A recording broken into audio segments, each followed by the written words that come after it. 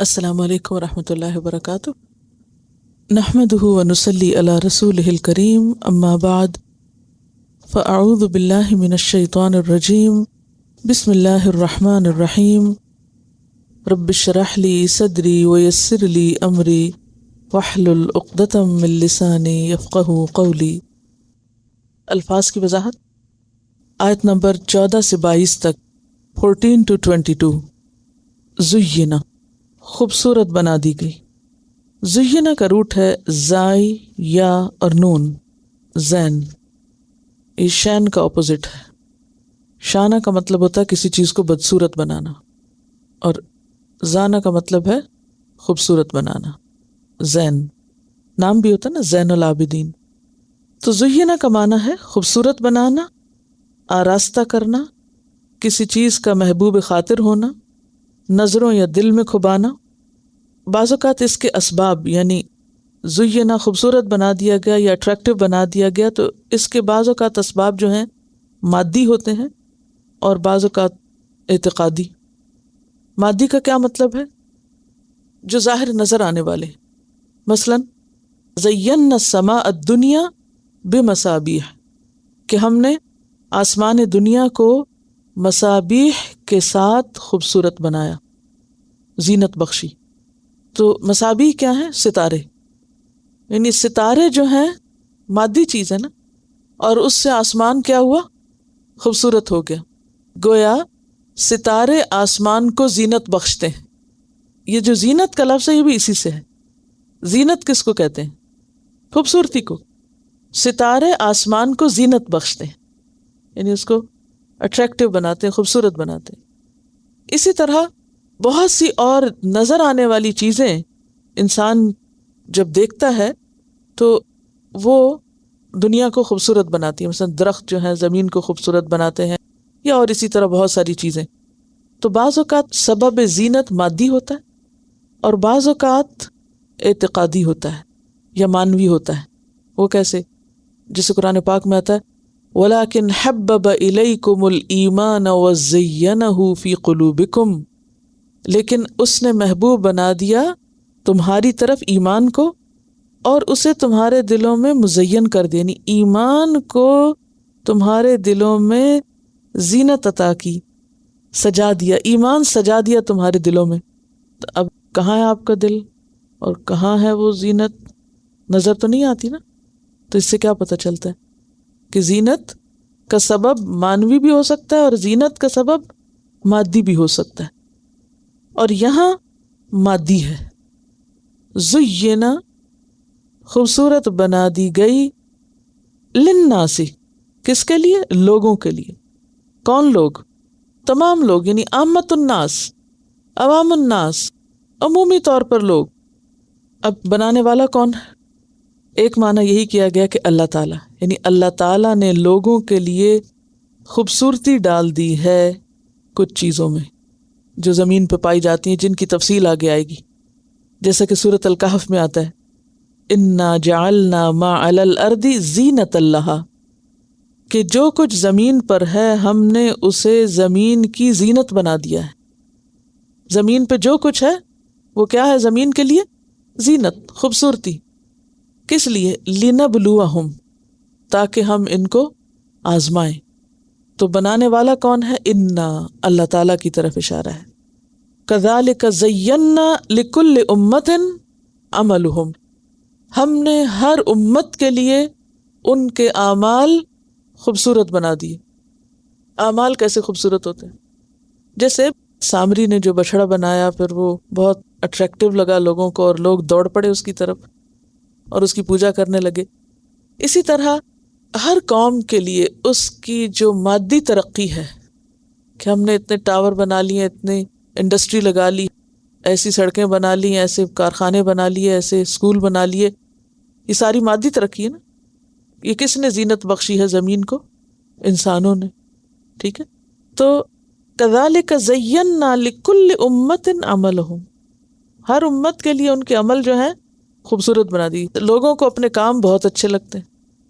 اب اس کو آپ اپنے لیول پر دیکھیے، آپ اپنا گھر سجاتے ہیں، چیز اٹھا کے یہاں سے وہاں لٹکاتے ہیں، وہاں سے وہاں لگاتے ہیں، میچنگ کرتے ہیں، کیا کچھ کرتے ہیں، پھر آپ دیکھ دیکھ کے خوش ہوتے ہیں.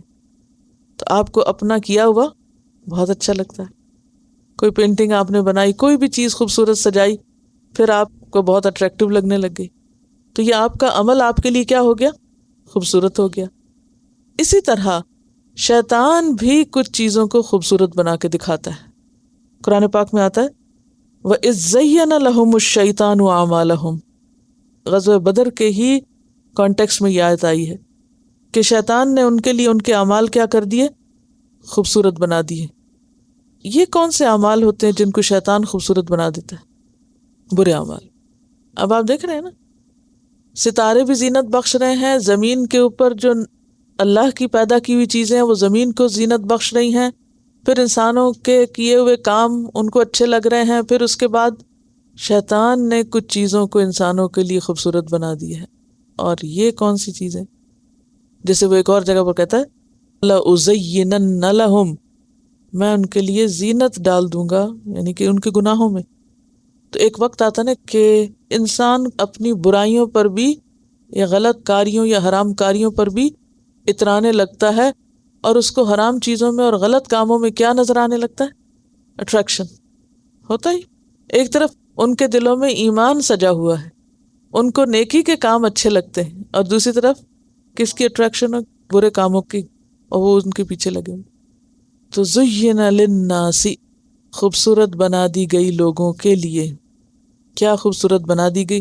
حب، محبت. محبت خوبصورت بنا دی گئی. کس کی محبت؟ الشہوات، شہوات کی محبت. شہوات جو ہے یہ شہوت کی جمع ہے. شہوت کا معنی ہوتا ہے للچانا، خواہش کرنا، نفس کا کسی چیز کی طرف مائل ہونا، اشتیاق کرنا، رغبت کرنا. کسی چیز کی طرف انتہائی رغبت کو شہوت کہتے ہیں. ایک تو نا محبت، ایک ہے خواہش، ایک ہے رغبت، اور ایک ہے شہوت. کیا فرق ہے ان میں؟ محبت بھی ایک جذبہ ہے، ٹھیک ہے. پھر رغبت، مائل ہونا، کسی چیز کی طرف اٹریکٹ ہونا، یہ بھی ایک کیفیت ہے انسان کی. اور پھر انتہائی رغبت جسے شہوت کہا جاتا ہے، یعنی دل کا کسی چیز پر ٹوٹ پڑنا، ٹھیک ہے. پیشن کہہ سکتے ہیں، شین ہے یہ. اچھا، اشتہا بھی اسی سے ہے. اشتہا کس کو کہتے ہیں؟ بھوک. مجھے اس چیز کی اشتہا نہیں ہے. بھوک کے اندر جب ہوتی ہے اشتہا تو پھر کیا ہوتا ہے؟ جب آپ کو بھوک لگتی ہے تو پھر آپ کو کچھ سجائی نہیں دیتا. تو اب کہا یہ جا رہا ہے کہ شہوات کی محبت خوبصورت بنا دی گئی ہے. انتہا درجے کی اٹریکشن کی طرف اشارہ ہے. من النساء، عورتوں سے. یعنی صرف یہ نہیں کہا گیا کہ عورتوں کی محبت خوبصورت بنا دی گئی ہے یا آگے جو بھی چیزیں آ رہی ہیں، بلکہ کیا کہا جا رہا ہے کہ شہوات کی محبت میں زینت رکھ دی گئی ہے. یعنی ایک ہے محبت خوبصورت بنا دی گئی، ایک ہے شہوت کی محبت خوبصورت بنا دی گئی. تو کیا فرق ہے اس میں؟ یعنی جن چیزوں سے انسان کو محبت ہوتی ہے تو وہ ان چیزوں کا جو خیال ہے وہ خیال بھی ان کو محبوب ہوتا ہے.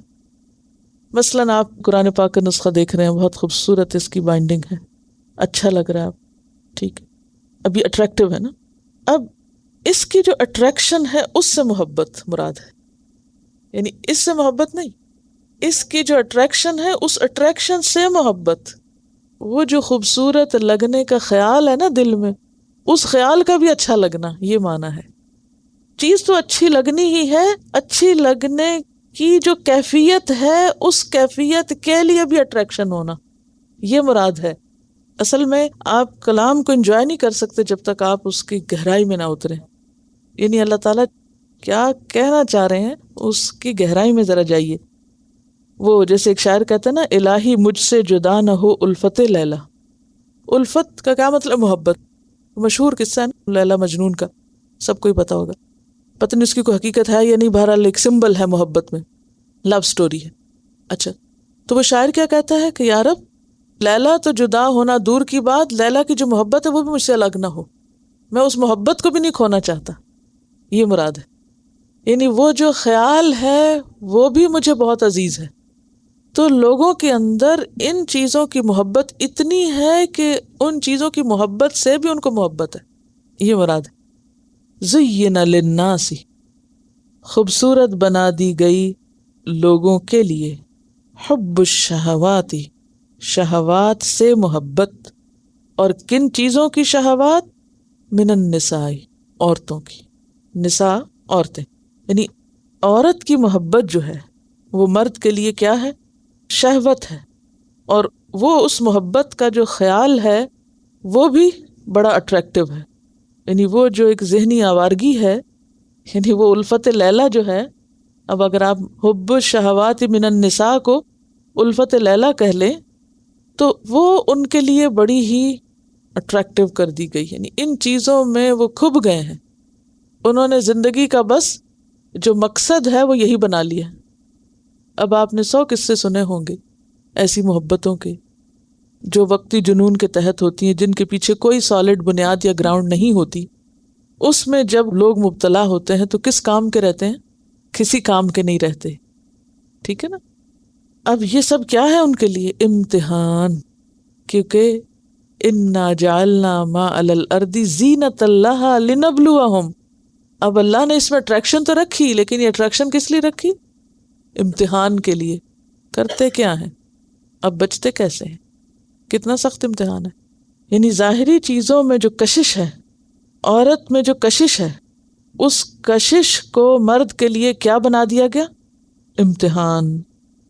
اسی لیے حدیث میں آتا ہے، صحیح حدیث ہے، متفق علیہ روایت ہے، ما ترکت بعدی فتنة اضر علی الرجال من النساء، اپنے بعد میں نے مردوں کے لیے کوئی فتنہ عورتوں سے بڑھ کے نقصان دہ نہیں چھوڑا۔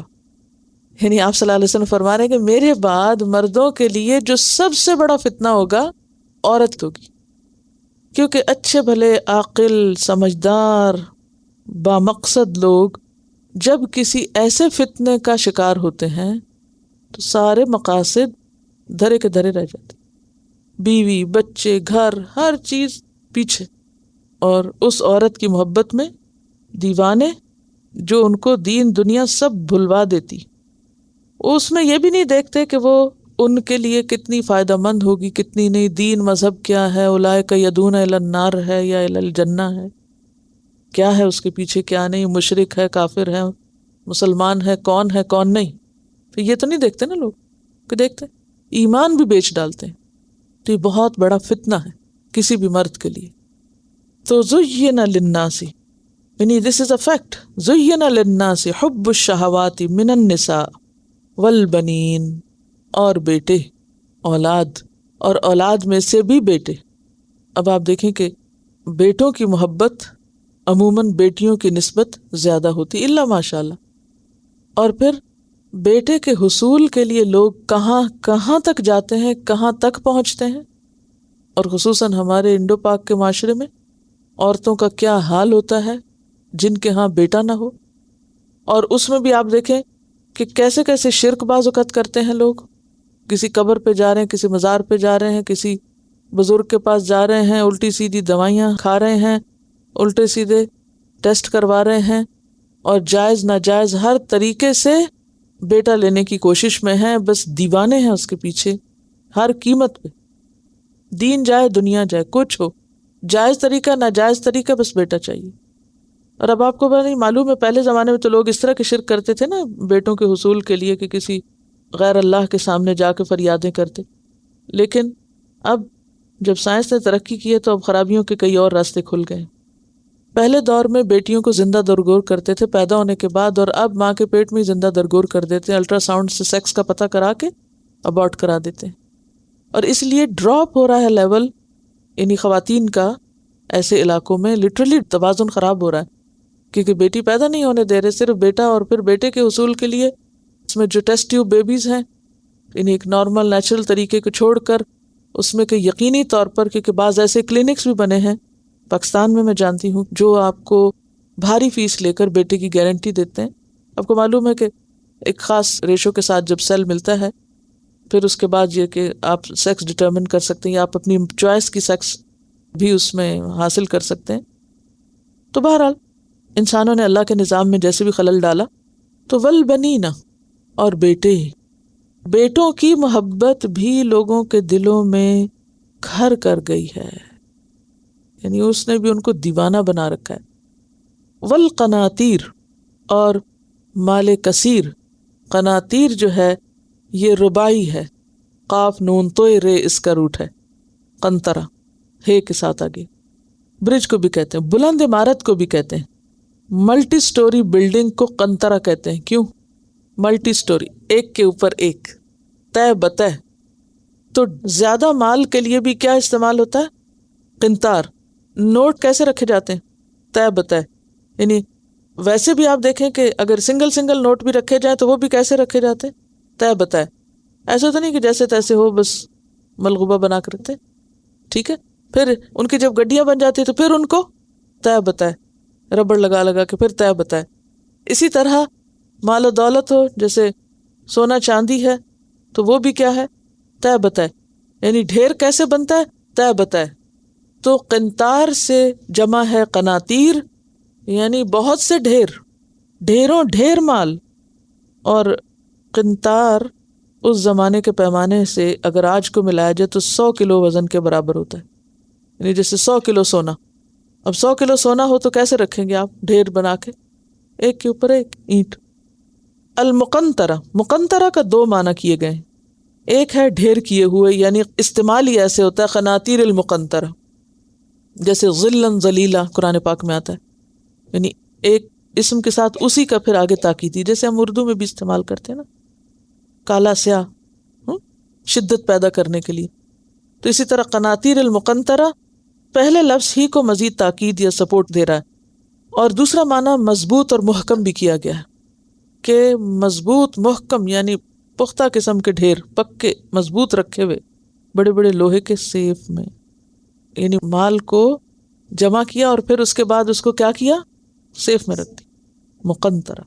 من الذہب، ذہب کا روٹ ذہب ہی ہے، ذال ہے بے، ذہبن. ذہب کا معنی ہوتا ہے جانا، معنی ہے اس کا سونا. تو سونا بھی کیا کرتا ہے؟ رہتا نہیں کسی کے پاس، اور اگر رہے بھی تو اس کے جانے کا ڈر لگا رہتا ہے ہر ایک کو، چوری نہ ہو جائے.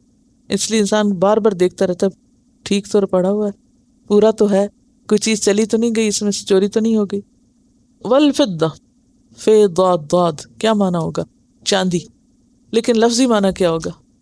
فا سے شروع ہو رہا ہے، اس میں بھی جدائی ہے.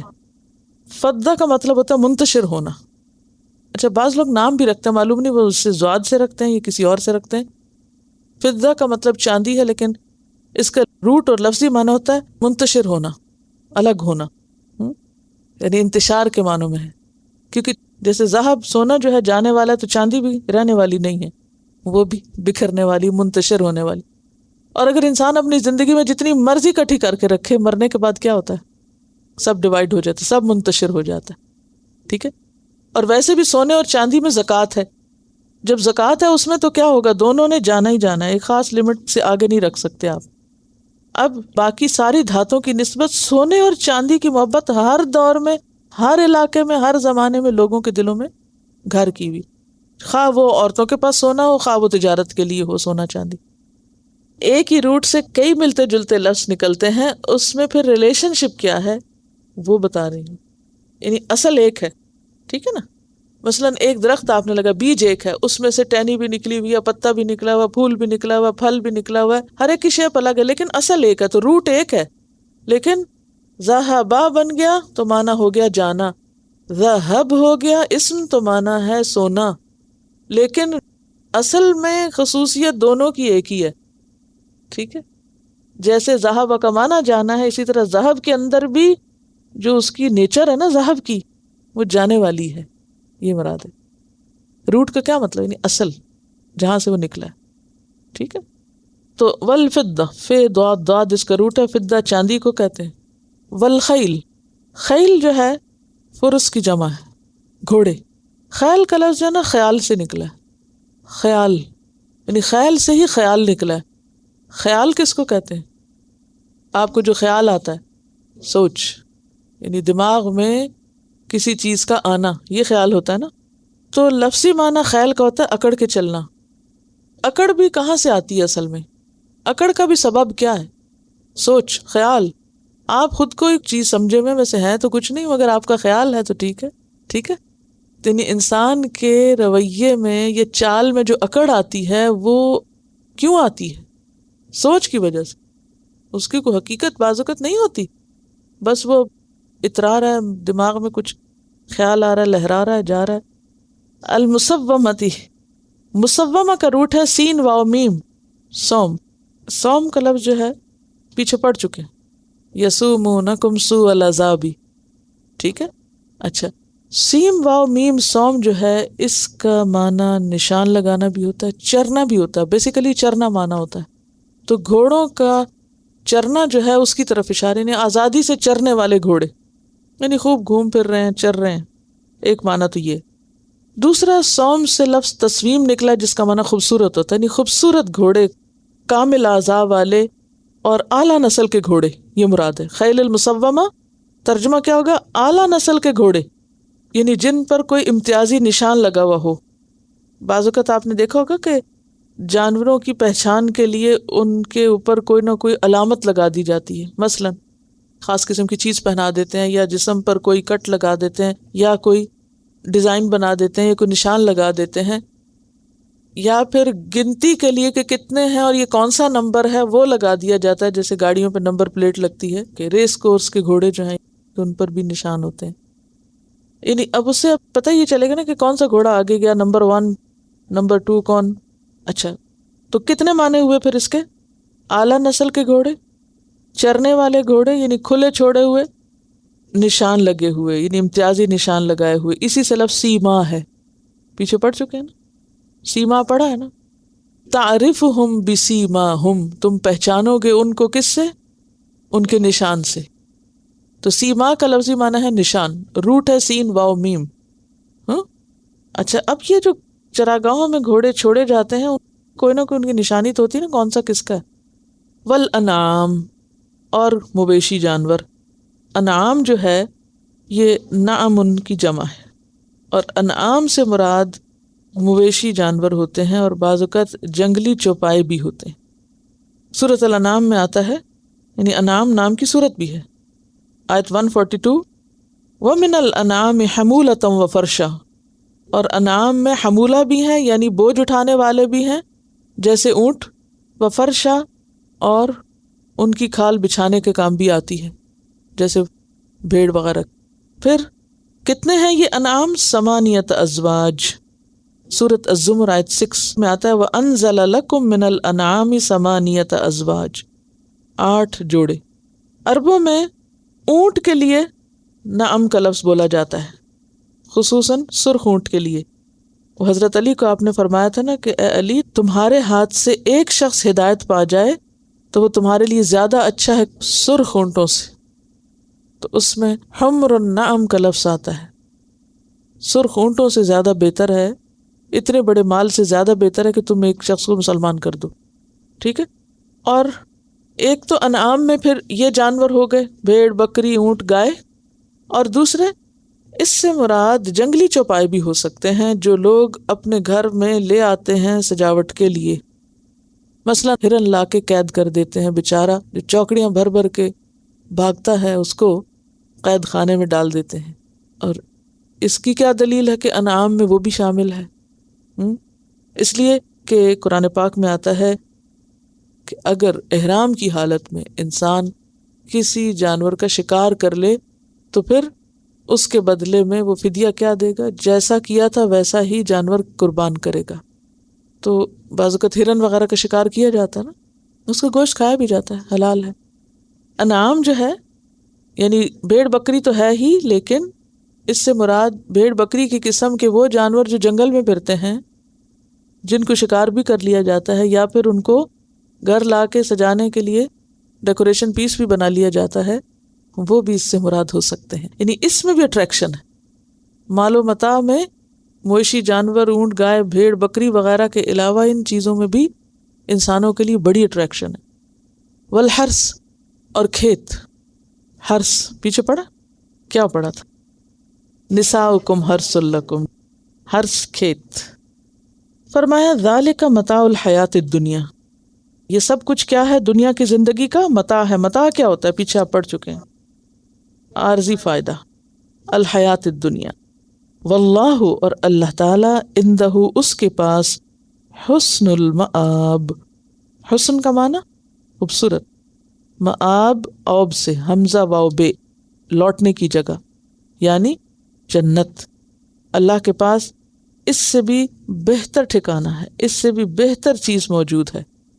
قل، کہہ دیجئے، اُنبئکم، کیا میں بتاؤں تم کو، بخیر من ذالکم، اس سے بہتر، اُنبئکم، نبأ کہتے ہیں بڑی خبر کو، ٹھیک ہے؟ قل ہوا نبأ عظیم، آتا ہے نا قرآن پاک میں، بڑی خبر جس سے بڑا فائدہ اور یقین حاصل ہو، جو شک سے پاک ہو، ٹھیک ہے؟ خبر کے لیے لفظ خبر بھی استعمال ہوتا ہے، لیکن نبأ بڑی خبر، کیا میں تم کو بہتر چیز کی خبر دوں، من ذالکم، اس سے، للذین، ان لوگوں کے لیے، اتقوا، جنہوں نے تقوی اختیار کیا، عند ربہم، ان کے رب کے پاس، کیا ہے؟ جنات، جنتیں ہیں۔ جنات کی سنگولر کیا ہے؟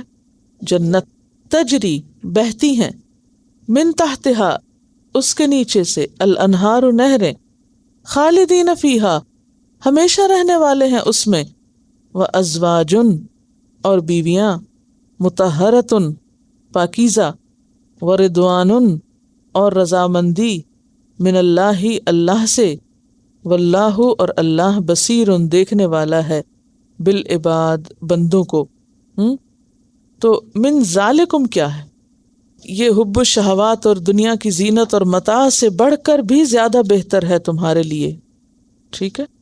وہ کن کے لیے؟ الذین، ان لوگوں کے لیے، یقولون، جو کہتے ہیں، ربنا، اے ہمارے رب، اننا، بے شک ہم، آمنا، ایمان لائے ہم، فاغفر لنا، پس بخش دے ہمارے لیے، ذنوبنا، ہمارے گناہوں کو، وقنا، اور بچا ہم کو، عذاب النار، آگ کے عذاب سے، الصابرین، صبر کرنے والے۔ کون ہیں وہ؟ جن کے لیے جنات ہیں، جو صبر کرنے والے ہیں۔ صابرین کس کی جمع ہے؟ صابر کی۔ صادقین کس کی جمع ہے؟ صادق کی۔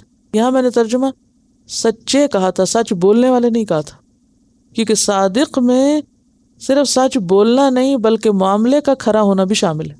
معاملات میں سچے، اپنے ساتھ سچے، لوگوں کے ساتھ سچے، اللہ کے ساتھ سچے، خود کے ساتھ، لوگوں کے ساتھ، اور اللہ کے ساتھ۔ والقانتین، اور قانتین کس کی جمع ہے؟ قانت کی۔ قانت کون ہوتا ہے؟ اطاعت میں دوام، خالی دوام نہیں، ٹھیک ہے؟ عاجزی اور اطاعت میں دوام، دو معنی ہوتے ہیں اس کے، ایک ہے عاجزی، الگ ہے یہ، اور دوسرا ہے اطاعت میں دوام، ہمیشہ اطاعت کرنے والے۔ والمنفقین کس کی جمع ہے؟ منفق کی جمع ہے، منفقین، خرچ کرنے والے، والمستغفرین، اور بخشش مانگنے والے، بالاسحار، سحری کے وقت۔ سحر، سحر کہتے ہیں صبح کے اوقات کو، یعنی وہ وقت جو رات کی تاریکی اور دن کی روشنی کے ساتھ ملتا ہے، دونوں کے بیچ میں، یعنی بالکل رات کا آخری حصہ، سویر کی ابتدا جب سے ہونے لگے اور رات کا آخری حصہ، یعنی جو تہجد کا وقت ہے بنیادی طور پر، یہ قبولیت دعا کا وقت ہوتا ہے۔ حدیث میں آتا ہے ہر رات کا جب آخری تہائی حصہ باقی رہ جاتا ہے، باری تعالیٰ آسمان دنیا پر نزول اجلال فرماتا ہے اور ارشاد فرماتا ہے کہ کون ہے جو مجھ سے دعا کرے، میں اس کی دعا قبول کر لوں، کون ہے جو مجھ سے مانگے، میں اسے عطا کروں، کون ہے جو مجھ سے گناہوں کی معافی چاہے تو میں اس کے گناہ معاف کر دوں۔ یہ مسلم کی روایت۔ تو خاص طور پر سحری کا وقت، استغفار کا وقت۔ شہد اللہ، گواہی دی اللہ نے، کیا؟ یا گواہی کا معنی ہے بیان کرنا، آگاہ کرنا۔ اللہ نے آگاہ کر دیا، کس بات کو بیان کر دیا، کس بات کی گواہی دی؟ انہو، بے شک وہ، لا الہ الا ہو، کہ اس کے سوا کوئی الہ نہیں۔ اللہ نے یہ بات اچھی طرح واضح کر دی ہے کہ اس کے سوا کوئی الہ نہیں۔ والملائکۃ، اور فرشتوں نے بھی یہی بات کہی ہے۔ وَأُولُو الْعِلْمِ اور علم والوں نے بھی یہی بات کہی. 3 کی ایک بات ہے. تو یہاں اولو العلم کی فضیلت نظر آ رہی ہے. اولو المال نہیں کہا گیا، کیا کہا گیا؟ اولو العلم کہا گیا ہے. اللہ نے گواہی دی، فرشتوں نے گواہی دی، اولو العلم نے گواہی دی. 3 کا ذکر برابر کیا گیا. کس بات کی گواہی دی؟ ایک تو یہ کہ وہ ایک الہ ہے، اور وہ کیسا الہ ہے؟ قائما بالقسط، جو انصاف کو قائم کرنے والا ہے، عدل و انصاف کا قائم رکھنے والا ہے. لا الہ الا ہو، اس کے سوا کوئی الہ نہیں. هو العزیز الحکیم، وہی زبردست ہے، حکمت والا ہے. ان الدین عند اللہ الاسلام، بے شک دین اللہ کے نزدیک اسلام ہے. الدین کا کیا معنی ہوتا ہے؟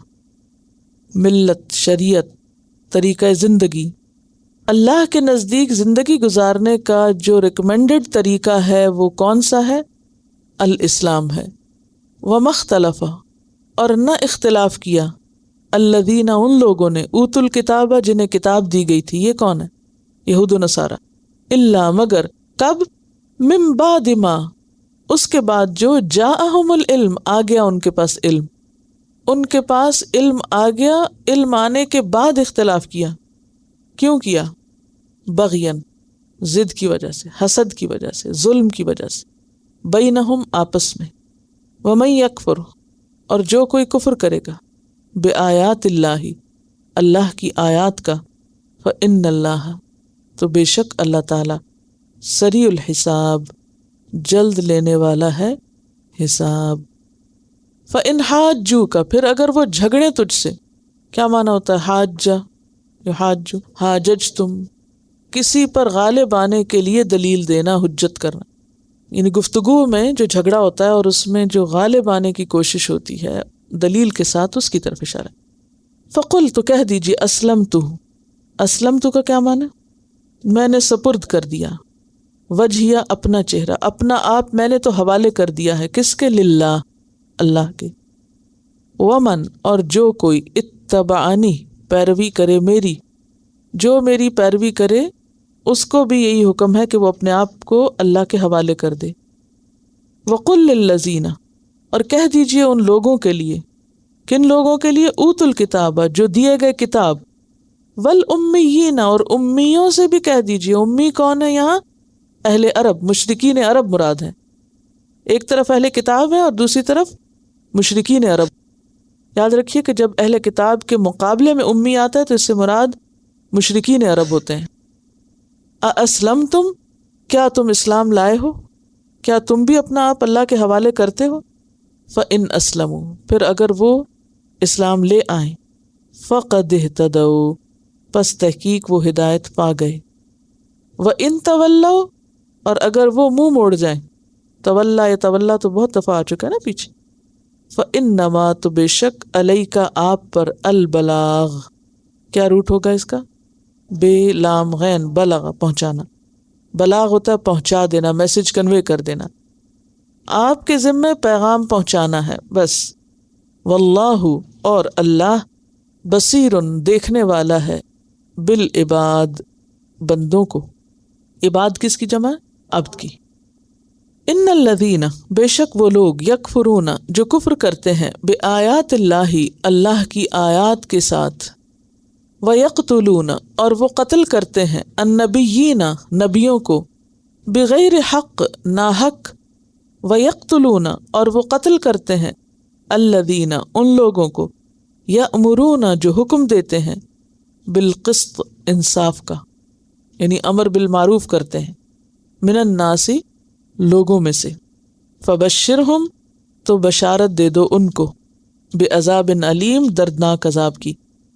اولئک الذین، یہی وہ لوگ ہیں، حبطت، ضائع ہو گئے، اعمالہم، ان کے اعمال، فی الدنیا، دنیا میں، والآخرۃ، اور آخرت میں. وما لہم، اور نہیں ان کے لیے. کن کے لیے؟ جن کے اعمال ضائع ہو گئے. اور کن کے اعمال ضائع ہو گئے؟ جنہوں نے شرک کیا اور انبیاء کو ناحق قتل کیا، کفر کیا، اور ایسے لوگوں کو قتل کیا جو اللہ کی طرف لوگوں کو بلاتے ہیں. وما لہم من ناصرین، ان کے لیے کوئی نہیں ہوگا مددگاروں میں سے، یعنی کوئی مددگاروں میں سے کوئی مددگار ان کے لیے نہ ہوگا۔ تفسیر آیت نمبر 14 سے، زُيِّنَ لِلنَّاسِ حُبُّ الشَّهَوَاتِ مِنَ النِّسَاءِ وَالْبَنِينَ وَالْقَنَاطِيرِ الْمُقَنطَرَةِ مِنَ الذَّهَبِ وَالْفِضَّةِ وَالْخَيْلِ الْمُسَوَّمَةِ وَالْأَنْعَامِ وَالْحَرْثِ ذَلِكَ مَتَاعُ الْحَيَاةِ الدُّنْيَا وَاللَّهُ عِندَهُ حُسْنُ الْمَآبِ۔ خوبصورت بنا دی گئی لوگوں کے لیے شہوات کی محبت، عورتوں اور بیٹوں اور ڈھیروں مال، سونے اور چاندی اور نشان زدہ گھوڑوں میں سے اور مویشی اور کھیتی میں سے، یہ متاع ہے دنیا کی زندگی کی، اور اللہ کے پاس بہترین ٹھکانہ ہے، لوٹنے کی جگہ ہے۔ اللہ تعالیٰ نے اس دنیا کو بنایا، اور اس دنیا میں جو کچھ ہے وہ انسان کے لیے بنایا۔ خلق لکم ما فی الارض جمیعا، اور سب کچھ انسان کے فائدے کا بنایا۔ پھر ان چیزوں میں انسان کے لیے اٹریکشن بھی رکھی، زینت رکھی، ان چیزوں کی محبت رکھی، کیونکہ اگر ان چیزوں میں اٹریکشن نہ ہو تو انسان ان چیزوں کی طرف مائل نہ ہو، ان کو چھوڑ جائے، ان سے فائدہ نہ اٹھائے۔ لیکن سوال یہ پیدا ہوتا ہے کہ اللہ تعالیٰ نے ان چیزوں کے اندر اتنی زیادہ کشش کیوں رکھی؟ تو اس کی بنیادی وجہ یہی ہے کہ اللہ نے یہ سب کچھ امتحان کے لیے بنایا ہے۔ دنیا امتحان کی جگہ ہے، اور پھر یہ کہ انسان کو اس دنیا میں رہتے ہوئے اپنے رب کی رضا حاصل کرنے کے لیے جو جد و جہد کرنی ہے، وہ بھی انہی چیزوں کے ذریعے یا ان چیزوں کے اندر رہتے ہوئے ہوگی۔ کیونکہ اگر انسان کے پاس گھر نہ ہو، فیملی نہ ہو، مال نہ ہو، سواری نہ ہو، آمدنی کے ذرائع نہ ہوں، تو انسان کے لیے نیکی کمانے کے مواقع بھی نہیں رہتے۔ پھر اسی طرح یہ سب کچھ دے کر انسان سے کیا چاہا کہ انسان اللہ کا شکر گزار ہو۔ شکر گزاری نعمت پر ہوتی ہے، تو یہ چیزیں جہاں آزمائش ہیں وہاں انسان کے لیے نعمت بھی ہیں، اور یہ دیکھا جا رہا ہے کہ کون اس نعمت کو پا کر شکر گزار ہوتا ہے اور کون انہی کے اندر غرق ہو کر اللہ کو بھول جاتا ہے۔ تو گویا یہ چیزیں ایک طرف امتحان ہیں، دوسری طرف نیکی کمانے کا ذریعہ ہیں، تیسری طرف آخرت کے درجات کی بلندی کا ذریعہ بھی ہیں۔ اب یہ انسان پر ڈپینڈ کرتا ہے کہ انسان ان چیزوں کو کس راستے میں کیسے استعمال کرتا ہے۔ تو گویا حب الشہوات ایک جانی پہچانی چیز ہے، اور ہر دور میں انسانوں کے اندر رہی ہے، یعنی انسان کو دنیا کی چیزوں سے ہمیشہ محبت رہی ہے، کیونکہ دنیا کی چیزوں کی ظاہری چمک دمک انسان کو اپنی طرف کھینچتی ہے، اور یہ ایک پیدائشی جذبہ ہے۔ بچپن سے ہی آپ دیکھتے ہیں کہ بچہ جو ہی بڑا ہوتا ہے تو ہر وہ چیز جو اس کو اچھی لگتی ہے، خواہ وہ اس کے لیے ڈینجرس ہی کیوں نہ ہو، وہ اس کی طرف لپکتا ہے۔ کبھی کھلونے اچھے لگتے ہیں تو کبھی اور چیزیں۔ تو قدیم زمانے سے لے کر آج کے اس انڈسٹریل ریولوشن کے بعد، جب کہ دنیا میں چیزوں کا ایک سیلاب آ گیا ہے اور اٹریکشنز کا ایک سیلاب ہے، ہر دور کے انسان کی یہ کمزوری رہی ہے کہ وہ چیزیں جو انسان کی ضرورت ہیں یا انسان کے دل کو اچھی لگتی ہیں یا جن کی اسے خواہش ہے، وہ ان کی طرف بھاگتا ہے، اور اس چیز سے کوئی بھی خالی نہیں۔ چونکہ اللہ نے ان چیزوں کی محبت انسانوں کے دلوں میں رکھ دی، تو اس لیے کوئی یہ نہیں کہہ سکتا کہ وہ محبت ہے نہیں، وہ تو ہے۔ لیکن ایسے موقع پر پھر ایک بندہ مومن کو کیا کرنا چاہیے؟ کیا وہ ان چیزوں کی محبت چھوڑ دے اور تارک الدنیا ہو جائے، یا پھر کوئی اور طریقہ؟ تو ہم دیکھتے ہیں کہ صحابہ کرام نے ان چیزوں کے ساتھ کیا معاملہ کیا۔ خود نبی صلی اللہ علیہ وسلم نے ان چیزوں کے بارے میں کیا حکم دیا۔ حضرت عمر فاروق رضی اللہ تعالیٰ عنہ کے سامنے یہ آیت پڑھی گئی تو فتح الباری جو بخاری کی شرح ہے اس میں یہ روایت آتی ہے کہ انہوں نے کہا، اللہم انا لا نستطیع الا ان نفرح بما زینتہ لنا، اللہم انی اسألک ان انفقہ فی حقہ۔ کیا معنی ہے اس کا؟ اے اللہ، ہم یہ استطاعت نہیں رکھتے کہ ان چیزوں پر خوش نہ ہوں جن میں تو نے ہمارے لیے اٹریکشن رکھ دی۔ یعنی ان چیزوں کو دیکھ کر ہم ضرور خوش ہوتے ہیں، مثلاً اپنے بچوں کو اور خصوصاً بیٹوں کو دیکھ کے کون خوش نہیں ہوتا؟ یا مال و دولت کو دیکھ کر یا اس میں اضافہ دیکھ کر کون خوش نہیں ہوتا؟ یا یہ کہ بہترین سواری کس کو اچھی نہیں لگتی؟ یا پھر مال و دولت کے ڈھیر اور مویشی جانور اور کھیتیاں اور باغ اور دنیا کا ساز و سامان کس کو اچھا نہیں لگتا؟ سب کو اچھا لگتا ہے. اچھی چیز اچھی ہی لگتی اور اچھی چیز کو اپریشیٹ بھی کرنا چاہیے. تو حضرت عمر کہنے لگے کہ یا رب یہ نہیں ہو سکتا کہ جن چیزوں کو تو نے ہمارے لیے خوبصورت بنا دیا، اٹریکٹیو بنا دیا، ان کو دیکھ کے ہم خوش نہ ہوں. وہ تو ہم ہوں گے، لیکن میں تجھ سے سوال کرتا ہوں، میں تجھ سے دعا مانگتا ہوں کہ میں ان چیزوں کو ان کے حق میں خرچ کروں، جہاں ان کو جیسے استعمال کرنا چاہیے، ان کے ساتھ جیسا معاملہ کرنا چاہیے، یا رب مجھے توفیق دے کہ میں ان کے ساتھ ویسا ہی معاملہ کروں. تو یہ ہے وہ صحیح نقطہ نظر جو ان چیزوں کے بارے میں انسان کا ہونا چاہیے. ایک اور روایت میں ان کے الفاظ یوں بیان ہوئے ہیں: لا نستطيع الا ان نحب ما زینت لنا فقنی شرہ وارزقنی ان انفقہ فی حقک. کہ یا رب یہ استطاعت نہیں ہے ہم میں کہ ہم ان چیزوں سے محبت نہ کریں جن کو تو نے ہمارے لیے خوبصورت بنا دیا، مزین کر دیا، سجا دیا. میری تجھ سے التجا یہ ہے کہ مجھے تو ان چیزوں کے شر سے بچانا، یعنی ان چیزوں کا جو برا پہلو ہے یا ان چیزوں میں جو خرابی ہے تو مجھے اس سے محفوظ رکھنا، اور مجھے توفیق دینا کہ میں ان کو تیرے حق میں استعمال کر سکوں، یعنی تیری راہ میں آگے جانے کے لیے ہی ان چیزوں کو استعمال کروں. یعنی اس سے میں صرف دنیا نہیں کماؤں بلکہ اس سے تیری رضا کماؤں، آخرت حاصل کروں. تو پھر کرنا کیا ہے؟ پہلی بات تو یہ کہ متاثر ہونا ان چیزوں سے، ان کی طرف اٹریکٹ ہونا، ان کو پسند کرنا بالکل نیچرل ہے، اس پر کوئی ملامت نہیں. کہ کوئی شخص اچھی چیز دیکھ کے خوش ہوتا ہے تو وہ قابل مواخذہ نہیں، یہ نہیں کہا جا سکتا یہ برا کر رہا ہے، دیکھو فلاں اچھی چیز کو دیکھ کے خوش ہو رہا ہے. لیکن جہاں یہ کیفیت پیدا ہوتی ہے کہ کوئی بھی چیز اچھی لگتی، کوئی بھی، وہیں سے انسان کا امتحان شروع ہو جاتا ہے. کیونکہ اگر اچھی نہ لگے تو امتحان ہی کوئی نہیں، پھر تو کوئی ٹیسٹ نہیں. اب امتحان کیا ہے کہ کیا کوئی شخص اسی میں کھو کے رہ جاتا ہے، اسی رو میں بہہ جاتا ہے، اسی کے پیچھے دیوانہ ہو جاتا ہے، یا پھر ان چیزوں کے اندر رہتے ہوئے اپنے رب کو یاد رکھ سکتا ہے. تو کرنا ہمیں یہ ہے کہ ان چیزوں کا جو ظاہری پہلو ہے جس سے انسان روب کھاتا ہے، جس سے انسان مروب ہوتا ہے، امپریس ہوتا ہے، اٹریکٹ ہوتا ہے، صرف وہیں تک نہ رک جائے، اس سے آگے جائے اور ان چیزوں کا دوسرا پہلو بھی دیکھے. اس ظاہری اٹریکشن کے پیچھے کیا ہے؟ اب یہ مجھے لے جانے کس طرف والی ہے؟ انسان اس اٹریکشن میں کھو نہ جائے، بھول نہ جائے. یہ بالکل ایسے ہی ہے. مثلاً اگر آپ اپنے گھر سے نکلتے ہیں کسی باغ کی سیر کرنے کو، وہ باغ آپ کو بہت اٹریکٹ کرتا ہے، بہت اچھا لگتا ہے، کیا آپ وہیں بیٹھ جاتے ہیں؟ اور جو وہیں بیٹھ جائے اور گھر آنا بھول جائے تو کیا ہوگا؟ وہ کیا کر رہا ہے؟ وہ بھٹک گیا اور اس نے اپنا نقصان کر لیا. تو انسان ان چیزوں کو دیکھ کر اصل مقصد اپنے رب کی رضا اور اپنے دین کا جو مشن ہے اس کو نہ بھولے.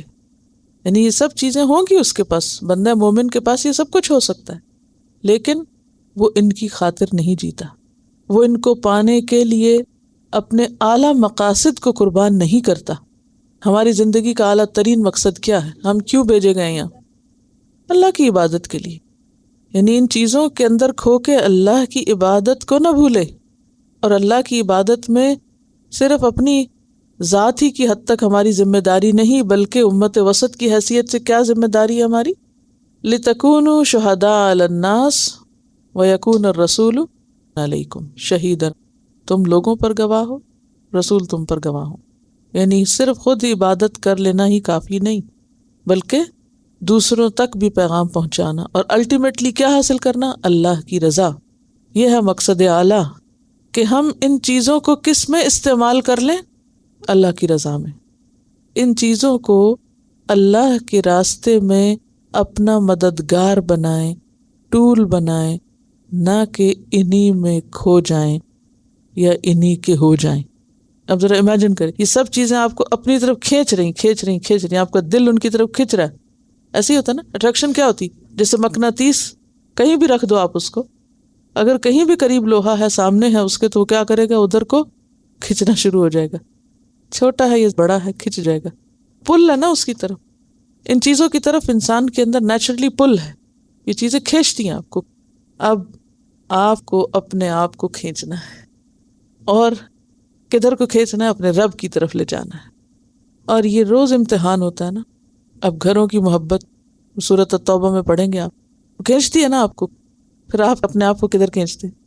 نماز کی طرف۔ انہی گھر کے کاموں میں سے وقت نکالتے ہیں، پھر اب قرآن پڑھنے لگ گئے ہیں تو اس کی طرف کھینچ کے لانا پڑتا ہے نا، آخر چھوڑنا پڑتا ہے، بس اتنا ہی کافی ہے، بہت ہو گیا، اب بس چلو دوسرا کرو۔ ورنہ دنیا کے کام، مثلاً اگر صرف نماز ہی کی حد تک ذاتی عبادت ہی آپ دیکھ لیں، اس سے اگلے درجے پہ نہ بھی جائیں، ذاتی عبادت بھی دیکھ لیں، تو بھی آپ کو ان چیزوں میں سے خود کو کھینچنا پڑتا ہے۔ تو یہ ساری چیزیں، چاہے عورت کی محبت ہو یا اولاد کی محبت ہو یا مال کی ہو، کاروبار ہے، بزنس ہے، یا سونا چاندی ہے، یا پھر گھوڑے ہیں، مویشی جانور ہیں، یا کھیت ہیں، باغ ہیں، یہ سب چیزیں انسان کو اپنی طرف کھینچتی ہیں۔ اور آج کے دور میں تو اور بھی بہت ساری چیزیں ان سے ملٹی پلائی ہو کے نکل آئی ہیں، وہ بھی اپنی طرف کھینچتی ہیں۔ ان سب چیزوں کے اندر ہوتے ہوئے، مثلاً کمپیوٹر ہے، اور اس طرح کی گیمز ہیں، کئی قسم کے اٹریکشنز کے سامان ہیں۔ آج کی دنیا میں تو زیادہ فتنے ہیں، ٹیلی ویژن ہے، ہر ایک کے لیے الگ الگ آزمائش ہے۔ یہ سب چیزیں آپ کو اپنی طرف کھینچتی ہیں، آپ بھاگتے ہیں، پہنچتے ہیں، سارے کام کر کے فوراً جس کی جو چیز پسندیدہ ہے دوڑتا ہے اس کی طرف۔ آپ کی جاب ہو سکتی ہے، آپ کا کام ہو سکتا ہے، آپ کا گھر ہو سکتا ہے، بچے ہو سکتے ہیں۔ تو ہر ایک کا اپنا اپنا ایک شوق اور شغل ہوتا ہے نا، وہ کچھ بھی کر رہا ہے، اس کے دماغ میں وہی چل رہا ہے، وہ کیا کرنا ہے، کیا کرنا ہے۔ وہ سو رہا ہے، وہ جاگ رہا ہے، وہ چل رہا ہے، وہ پھر رہا ہے، وہ کھا رہا ہے، وہ پی رہا ہے، وہ اٹھ رہا ہے، بیٹھا ہے، وہ قریب ہے، وہ دور ہے، وہ ہزاروں میل کے فاصلے پر ہے، وہ کھنچا ہوا اسی کی طرف۔ ٹھیک ہے، اچھا، اب یہ کھچاؤ وہ جو آپ کے ہاتھ میں اور وہ جو آپ کے ہاتھ سے باہر ہے، جو ابھی آپ تک پہنچی نہیں، دونوں طرح ہوتا ہے نا۔ کچھ چیزیں تو آپ کے پاس آ گئیں اور کچھ ابھی آئی نہیں، تو انسان دونوں کی طرف کھنچتا ہے۔ اب ان چیزوں کی پل نیچرل ہے، اور آپ کا امتحان کیا ہے؟ دوسری طرف سے آپ کو کھینچنا ہے۔ اب اس کھینچ میں، اس مقابلے میں جو جیت گیا وہی جیت گیا، سمجھ گئے؟ ٹگ آف وار گیم دیکھی، دو طرف سے لوگ رسی کھینچتے ہیں، اور کامیاب کون قرار پاتا ہے؟ جس در زیادہ زور۔ یہی امتحان، اگر ایمان کی طاقت ہوگی تو ان چیزوں سے آپ اپنے آپ کو نکال لیں گے، بلکہ ان کو بھی ساتھ ہی لے آئیں گے ایمان کے رستے پہ، ساری چیزوں کو ادھر ہی استعمال کر لیں گے۔ اور اگر ایمان کی طاقت نہیں، آپ کچے ہیں، آپ کمزور ہیں، تو آپ خود ادھر گر پڑیں گے، اور ایمان جائے گا اور سب کچھ جائے گا۔ واضح؟ اب ذرا انڈیویجولی بھی تھوڑا تھوڑا آپ دیکھ لیجئے ان چیزوں کو۔ مثلا سب سے پہلے نمبر پر عورتوں کا ذکر ہے، کیونکہ جیسے پہلے حدیث آپ صلی اللہ علیہ وسلم کی متفق علیہ روایت بتائی گئی کہ اپنے بعد سب سے زیادہ مردوں کے لیے نقصان دہ فتنہ جو میں نے چھوڑا ہے وہ عورتیں ہیں، لیکن عورت ہی کو دنیا کی سب سے بہترین متاع قرار دیا گیا ہے۔ یعنی جس طرح عورت انسان کو شر کی طرف لے جانے میں سب سے لیڈنگ رول پلے کر سکتی، اسی طرح عورت نیکی کی طرف لے جانے میں بھی سب سے اہم رول پلے کر سکتی ہے، مرد کے لیے سب سے بہترین مددگار ہو سکتی ہے۔ اب یہ آپ پر ہے، آپ اپنے شوہروں کی دنیا میں ان کی مددگار بنے یا دین میں بنے، آپ کھنچ جائیں ان کے رستے پر یا ان کو کھینچ لائیں اپنے رستے پر، یہی تو امتحان ہے۔ صحیح مسلم کی روایت ہے، الدنیا متاع وخیر متاع الدنیا المرأة الصالحہ، اور دنیا کی سب سے بہترین متاع نیک عورت ہے۔ دنیا میں سب سے زیادہ خوبصورت چیز، سب سے زیادہ بہترین چیز نیک عورت ہے۔ ایک اور حدیث میں آتا ہے، الدنیا متاع وخیر متاعها المرأة الصالحہ، دنیا متاع ہے اور اس کی بہترین متاع نیک عورت ہے۔ کون ہے وہ نیک عورت؟ ذرا اس کی ڈیفینیشن دیکھیے اور اپنے آپ کو اس پہ رکھ کے دیکھیے۔ اذا نظر الیہا سرتہ، جب شوہر اس کی طرف دیکھے تو اسے خوش کرے، یعنی کہ موڈ آف کر کے بیٹھی رہے، جواباً مسکرائے، حال حلیہ اچھا بنا کے رکھے. وَإِذَا أَمَرَهَا أَطَاعَتْهُ، اور جب کسی کام کو کہے تو اس کی اطاعت کرے، بات مانے. الا یہ کہ کوئی حرام یا منکر کام کہے، لیکن عام روزمرہ زندگی میں جو جائز درست اچھے کام ہیں ان میں اس کی اطاعت کرے، بات مانے. وَإِذَا غَابَ عَنْهَا، اور وہ جب اس سے دور چلا جائے، غائب ہو جائے، حفظتہ، تو اس کی حفاظت کرے، فی نفسہا و مالہ، اپنی ذات میں اور اس کے مال میں، یعنی گھر بار کی حفاظت بھی کرے اور اپنی عزت، رفت اور ایمان کی حفاظت بھی، حیا کی حفاظت بھی. پھر آپ دیکھیے کہ چاہے عورت اٹریکٹیو ہے لیکن اسے دنیا کی بہترین متاع قرار دیا گیا، اور نبی صلی اللہ علیہ وسلم نے بھی اپنی پسندیدہ ترین چیزوں میں عورت کا ذکر کیا ہے. تو اس سے پتہ چلتا ہے کہ عورت کا پسندیدہ ہونا عورت کے لیے کوئی برائی نہیں ہے. اب اس میں یہ نہیں سوچنا چاہیے کہ چونکہ عورت جو ہے وہ جیسے دوسرے ادیان مذاہب میں کہ وہ شیطان کی چیلی ہے اور معلوم نہیں کیا کیا ہے، مرد کو اس نے جنت سے نکلوایا اور برائی کا مجمع ہے اور گڑھ ہے. نہیں، ہمارا دین یہ نہیں کہتا. یعنی عورت کو بری چیز نہیں کہا گیا، اٹریکٹیو کہا گیا، مگر برائی نہیں ہے اس کے اندر، بلکہ اگر وہ نیک ہے تو سب سے بہترین چیز ہے دنیا کی. آپ صلی اللہ علیہ وسلم نے فرمایا، مسند احمد کی روایت ہے، حبب الی من الدنیا، تمہاری دنیا میں سے جو چیز مجھے محبوب ہے، النساء، عورتیں، والطیب، خوشبو، وجعلت قرۃ عینی فی الصلاۃ، اور میری آنکھوں کی ٹھنڈک نماز میں ہے. اب یہ ہے وہ بیلنس، یہ ہے وہ عدل کہ جو رکھنے کی ضرورت ہے، کہ اٹریکٹیو چیز اٹریکٹیو ضرور ہے، لیکن آنکھوں کی ٹھنڈک نماز میں، کہ ان چیزوں کے اندر ہوتے ہوئے بھی دل کہاں اٹکا ہوا ہو، مرکز توجہ کیا ہو، دنیا یا آخرت. آخرت، دلچسپی کس میں ہو، یعنی لمٹ کیا ہے، اور اس سے آگے ظاہری چیزوں کی کشش سے نکل کر وہ بڑا مقصد نہ بھولے جس کے لیے ہمیں پیدا کیا گیا ہے. پھر اسی طرح دوسری چیز ہے والبنین، بیٹے. اب بیٹوں میں آپ دیکھیے کہ اولاد صدقہ جاریہ بھی ہے، جیسے کہ حدیث میں آتا ہے کہ انسان کا نام اعمال بند ہو جاتا ہے سوائے 3 چیزوں کے، جس میں نمبر 1 کیا ہے، ولد صالح یدعو لہ، نیک اولاد جو ماں باپ کے لیے دعائیں کرے. مرنے کے بعد بہترین چیز جو انسان اپنے پیچھے چھوڑتا ہے، اس کے مال متاع پراپرٹی سے زیادہ بہترین چیز وہ نیک اولاد ہے، جو اسے قبر میں بھی فائدہ دیتی ہے، دعائیں کرتی ہے اس کے لیے. کیونکہ مرنے کے بعد انسان کو کوئی پرواہ نہیں ہوتی اس نے اپنے پیچھے کتنے محلات چھوڑے ہیں. اس کو کس چیز کا انتظار رہتا ہے؟ دعا کا.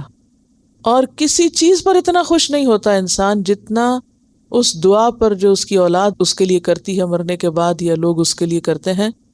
تو اس سے کیا پتہ چلتا ہے کہ بنین یا اولاد جو ہے، بیٹے جو ہیں، اگرچہ فتنہ ہیں، جیسے کہ سورۃ التغابن میں کہا گیا، انما اموالکم و اولادکم فتنہ، کہ تمہارے مال اور تمہاری اولاد فتنہ ہیں، لیکن اس فتنے میں خیر بھی ہے. اور وہ کب ہے؟ جب انسان ان کی اچھی تربیت کرے اور وہ اس کے بعد اس کے علم کے، دین کے، اچھے اعمال کے وارث ہوں، اور وہ بعد میں اس کے لیے اچھے کام کرتے رہیں اور پیچھے سے تحفے بھیجتے رہیں، نیکیوں کے، دعاؤں کے. ٹھیک ہے.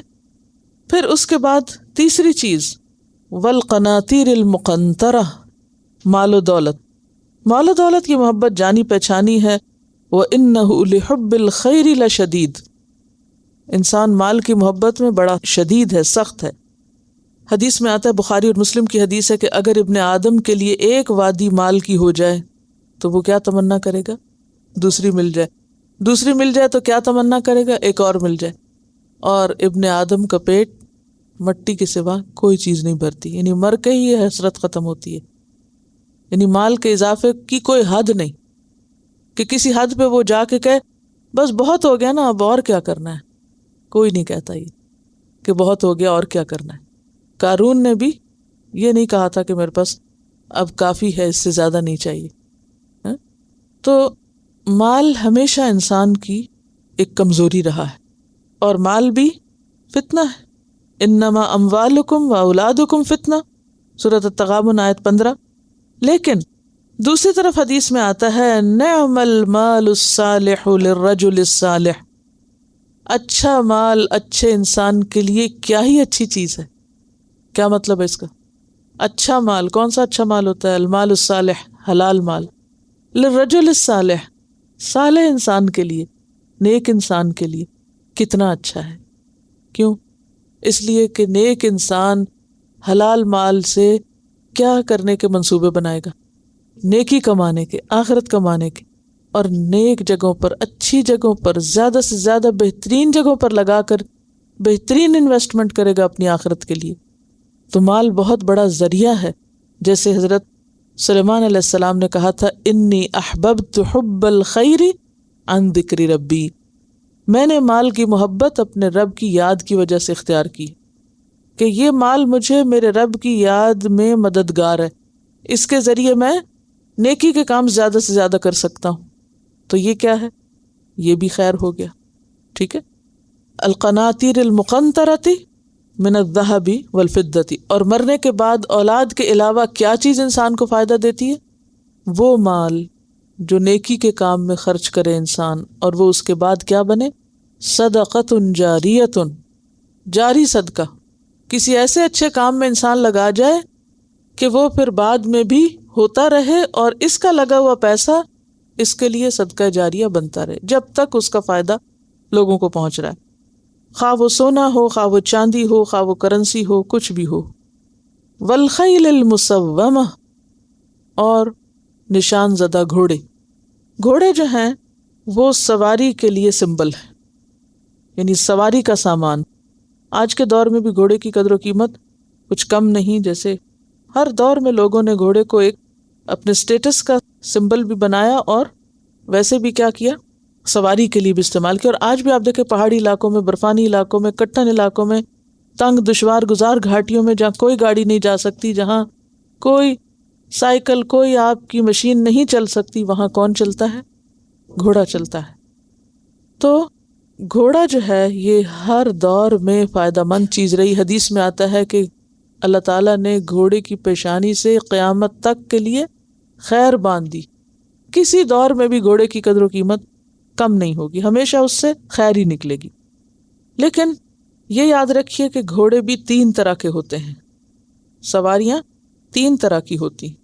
اب گھوڑے کو میں سواری سے سمبلائز کر کے سواری کی بات کروں گی. اور وہ 3 طرح کے گھوڑے کیسے ہوتے ہیں حدیث کی روح سے؟ ایک ہے وہ جس سے انسان فی سبیل اللہ کام لیتا ہے، دوسرا وہ جو فخر کا ذریعہ ہے، تیسرا وہ جو ستر ہے.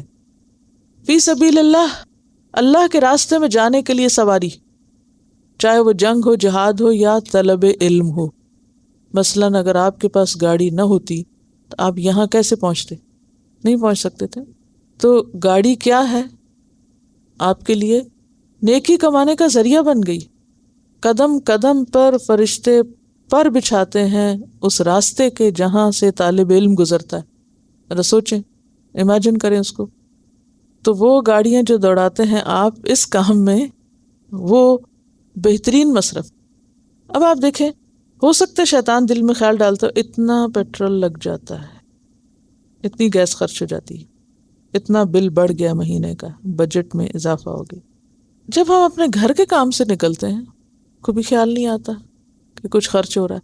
لیکن آخر کیوں کہ جب نیکی کے کام کے لیے نکلیں تو ہم بار بار میٹر دیکھتے رہیں. یہ شیطان ہے نا جو انسان کو بہکاتا ہے.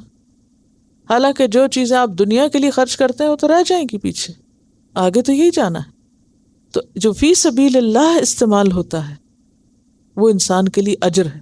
تو پہلی قسم کا گھوڑا باعث اجر ہے. ٹھیک ہے، کون سا گھوڑا باعث اجر ہے؟ کون سی سواری باعث اجر ہے؟ جو فی سبیل اللہ استعمال ہو، اللہ کے راستے میں، اللہ کی خاطر، اللہ کی رضا کے لیے، کوئی ذاتی دنیاوی مقصد کچھ نہیں. دوسرا گھوڑا ہے باعث فخر، صرف لوگوں کو دکھانے کے لیے، شو آف کے لیے، صرف نیا سے نیا ماڈل اور اچھے سے اچھا برانڈ، صرف دکھاوے کے لیے. اس کو حدیث میں کہا گیا وزر. وزر کس کو کہتے ہیں؟ بوجھ. بوجھ ہے یہ. کیوں بوجھ ہے؟ کل قیامت کو حساب دینا پڑے گا. اس لیے تھوڑی دیا تھا تمہیں مال کہ روز تم نئے گاڑی لے کے دوسروں کے اوپر فخر جتاؤ اور لوگوں کے دل ملول کرو. یعنی اگر خاص طور پہ کسی کو چڑھانا اور دکھانا اس طرح مقصود ہو کہ اس کو ہم ذرا بتائیں تو صحیح کہ ہماری کیا حیثیت ہے، صرف اپنی حیثیت نمایاں کرنے کے لیے، تو وہ باعث پکڑ ہے، وزر ہے۔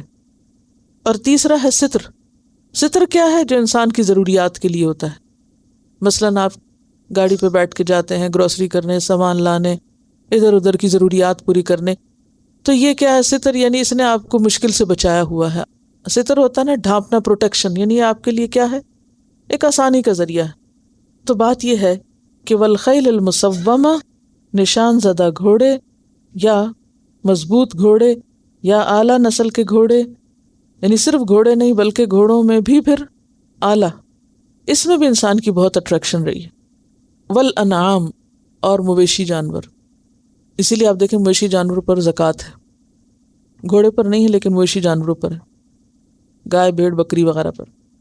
والحرث، اور کھیتیاں، کھیتیوں میں ہر طرح کی کھیتی، ہر قسم کی زراعت، چاہے وہ پھل ہو، چاہے وہ اناج ہو، سبزی ہو، کچھ بھی ہو، جو کچھ بھی زمین اگاتی۔ اب آپ دیکھیں کہ ان سب چیزوں کی محبت انسان کے دل میں جم گئی۔ ذالک متاع الحیات الدنیا، لیکن انسان کو کیا بتا دیا گیا کہ یہ دنیا کی زندگی کا متاع ہے، چند دن کے لیے ہے، جتنا بھی ہے تھوڑے دن کے لیے، بہت مختصر، بہت محدود، لمیٹڈ، ہمیشہ کے لیے نہیں ہے، اور سخت امتحان کے لیے کہ انسان ان چیزوں کے اندر گھر جاتا ہے یا ان چیزوں کو نیکی کے رستے میں استعمال کرتا ہے۔ اور یہ بھی یاد رکھیں، حدیث میں آتا ہے حفت الجنت بالمکارہ وحفت النار بالشہوات۔ حفت الجنت، جنت گھیر دی گئی ہے کس چیز سے؟ ناپسندیدہ چیزوں سے، جو انسان کی طبیعت کے خلاف ہوتی ہیں، مرضی کے خلاف۔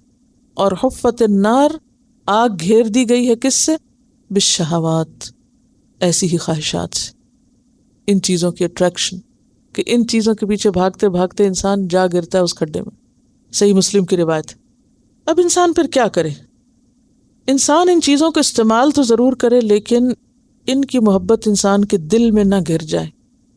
جیسے اس کشتی کی مثال ہے نا، ایک فارسی کا شعر ہے، مولانا رومی فرماتے ہیں آب اندر زیر کشتی پشتی است، آب در کشتی ہلاک کشتی است، کہ پانی جب تک کشتی کے نیچے ہوتا ہے وہ اس کے لیے چلنے کا ذریعہ بنتا ہے، پانی کے بغیر کشتی چل ہی نہیں سکتی۔ تو ان چیزوں کے بغیر دنیا کے کام نہیں چلتے۔ ایسا ہی ہے نا، اب ایک مرد کو شادی بھی کرنی، عورت چاہیے، اولاد چاہیے، مال، بزنس چاہیے، عورتوں کو خاص طور پہ سونا چاندی چاہیے، پھر سواری چاہیے، مویشی کھانے پینے کے لیے اور ضروریات زندگی پوری کرنے کے لیے، باغ، کھیتیاں، چاہے ڈائریکٹلی نہیں بھی اگر ہمیں چاہیے تو انڈائریکٹلی وہ ساری پروڈکٹ تو چاہیے۔ میٹ اینڈ فوڈ جو ہے وہ ساری کہاں سے آتی ہے؟ آپ کی زمینوں سے آتی ہے۔ تو ہرس، یعنی ایک تو ڈائریکٹ مالک ہونا، اور ایک یہ کہ اس کی زراعت کا آپ کے پاس آنا ہے، یہ سب کچھ چاہیے۔ اس کے بغیر گاڑی نہیں چل سکتی زندگی کی، یا کشتی نہیں چلتی آپ کی۔ لیکن آپ در کشتی، پانی جب کشتی کے اندر آ جائے تو ہلاک کشتی است، اس سے کشتی ہلاک ہو جاتی۔ وہی پانی جو کشتی کو چلاتا ہے اگر کشتی کے اندر داخل ہو جائے تو کشتی ڈوب جاتی ہے۔ بالکل اسی طرح دنیا ہمارے لیے، سب کے لیے بہت ضروری ہے، لیکن جب دنیا کی محبت دل میں اس طرح گھر کر جائے کہ انسان کو رب بھول جائے، اپنا مقصد اعلیٰ بھول جائے، تو پھر کیا ہوتا ہے؟ ہلاکت کا ذریعہ بن جاتا ہے۔ تو فرمایا یہ سب کیا ہے؟ دنیا کی زندگی کا متاع۔